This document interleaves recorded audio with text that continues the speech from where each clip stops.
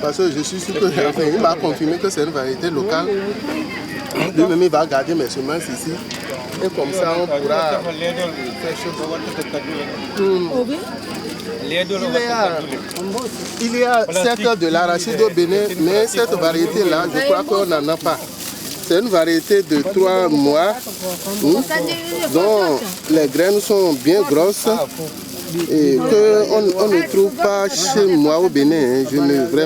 La région du nord où je suis, je n'ai pas cette variété. Donc je vais partir au Bénin avec ça, je vais le multiplier et dès la saison prochaine, je vais partager avec les autres amis aussi, quoi.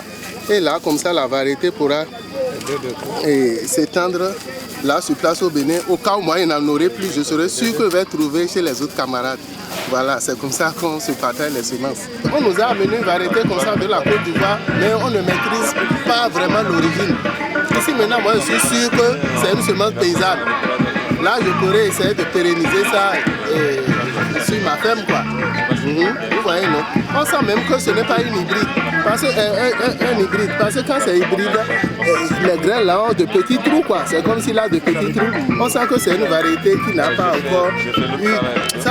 Ce n'est pas un croisement entre deux variétés, quoi. Dans l'idéal, une graine, ça se vend pas, quoi. Ça se donne, ça s'échange, parce que ça se fait soi-même, quoi. Donc il n'y a pas besoin de le vendre, quoi. Il n'y avait pas la foire, il fallait la créer. Parce que ça a été une opportunité pour moi et peut-être pour tous ceux qui sont derrière moi. Vu la dynamique qui se produit, de mon avis, dans 4 ou 5 ans, tu auras ici des magasins ou des maisons de semences autoproduites en Afrique.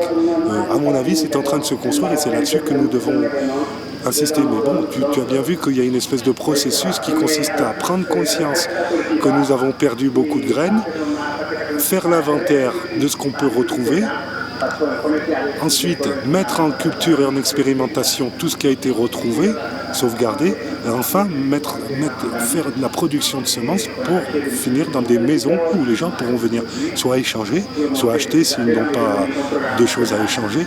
Mais je pense qu'il y a une dynamique, un processus en cours là. Un grand bonheur de partager beaucoup d'expériences pratiques et philosophiques aussi politiques avec, j'ai compté je crois 7 ou 8 pays différents. Je sais que des actions similaires en Inde, des actions en Angleterre, hein, il faut le dire, en Amérique du Sud, mais aussi en Amérique du Nord, en Europe, en Afrique. Et c'est l'architecture d'une alternative politique et plus citoyenne. C'est ici que j'ai compris que les gens n'ont plus grand-chose. Donc je vois que c'est une prise de conscience et que c'est une chance pour nos pays où nous avons encore des trucs qu'on peut sauver. C'est une grande chance. Et je pense qu'il faut sensibiliser les amis, quoi.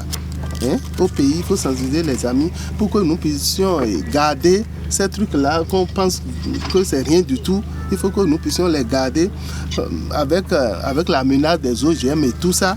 C'est que un jour tout va finir, quoi. Tout va disparaître.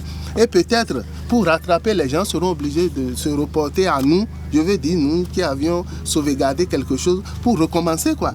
Mais ce que je veux changer, c'est quoi? C'est que désormais, là, avec des amis, il faut qu'on commence à faire de l'agroécologie. Est-ce que vous suivez un peu? Agroécologie. Il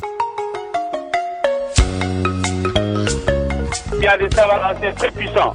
Simplement, il faut les connaître, les régénérer et travailler avec les chercheurs conscients. Il ne s'agit pas simplement de retourner à la lettre, mais il s'agit d'être inspiré.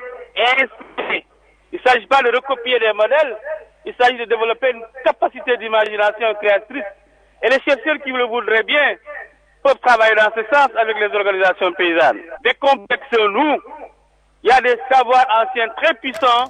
Il suffit simplement qu'on en prenne conscience pour les régénérer et travailler pour d'autres alternatives.